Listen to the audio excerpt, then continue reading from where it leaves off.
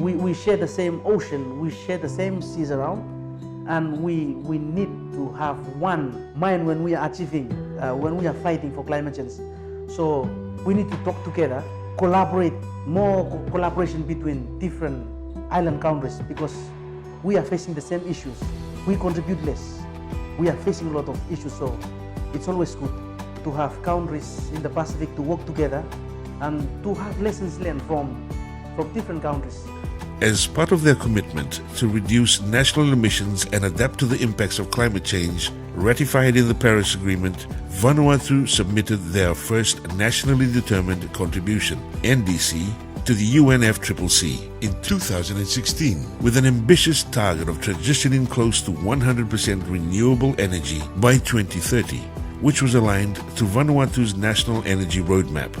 Fast forward to 2021, Vanuatu has now successfully submitted their enhanced NDC to the UNFCCC.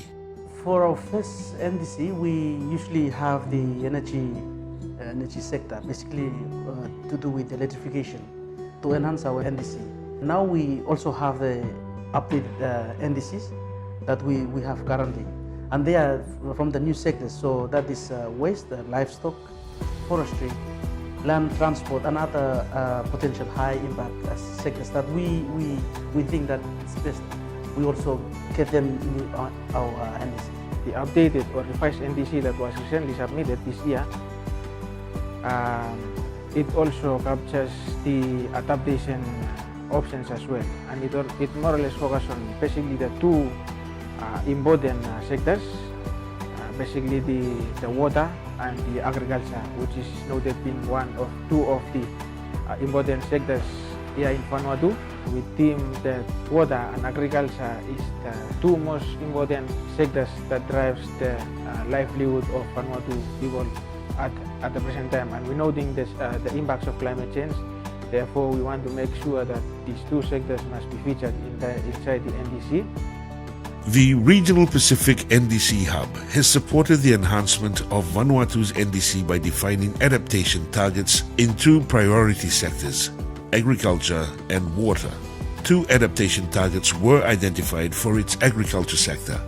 By 2022, Vanuatu targets for 80% of agriculture SMEs and private sector operators to be able to generate sufficient income to cover essential household needs and services. By 2030, Vanuatu targets for 100% implementation of identified measures for enhancing the resilience of subsistence agriculture in a changing climate in the 6 provinces. Similarly, 2 adaptation targets have been identified for the water sector. By 2030, 100% of water climate vulnerable rural communities in the 6 provinces have developed drinking water safety and security plans, and are able to address water needs in normal and climate disaster and environmentally stressed times. Also by 2030, 6 climate-resilient water protection zones would have been declared, providing sufficient urban water supply. National stakeholders identified loss and damage as already occurring, observable, and is seen as a future threat, and in some instances existential.